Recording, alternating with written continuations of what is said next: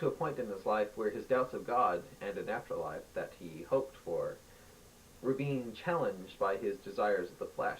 He began wondering if he was wasting his youth away trying to be an obedient Christian, and he hoped deep down that this gay man, who seemed very intelligent and caring, would prove to him, give to him, would make it clear to him whether there was a God or not.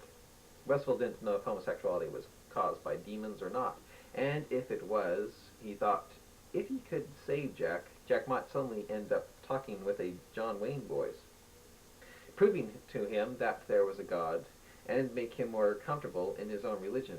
He thought, if demons exist, then God must exist also, and if God exists, then I must remain a good Christian, I mean a good person, and not live it up, or whammo. Well, asked the highly affectionate and smiling Jack to the very frightened Westfield. How long can the door remain open, thought Westfield, hoping it would close. A bunch of people began to crowd into the elevator. Like sheep following its herd, Westfield felt himself walking past the apple-colored doors and entering the elevator with Jack. It wasn't long until the elevator reached the 13th, well, 12th, reached the floor, the 14th, I've said. Reached the 14th floor of the Hyatt Hotel. Thank God it wasn't the 13th, thought Westfield, even though he didn't consider himself superstitious. Westfield followed Jack nervously down a hallway to a door of the room Jack was staying in.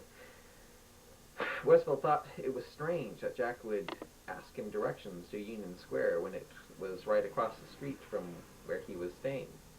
Jack entered the room and wanted to show Westfield some books he wrote and published on faces and palm reading. But Westfield stayed outside the room by the threshold. Westfield tested the door to see if it would lock on him. When he closed it behind him, Westfield was surprised to find the room to be very clean, with no pictures of sadomasochism, and the door didn't lock behind him either. How long are you going to stay under the door frame? Asked Jack with a laugh. I know this is earthquake country, but I doubt that we'll have a jolt today. Westfield said he was sorry for the way he was acting, but he just couldn't trust any strangers, especially gays. Jack kept on telling Westfield how sorry he was for him to think of God's beautiful world as a horrible, scary place with evil, perverted people.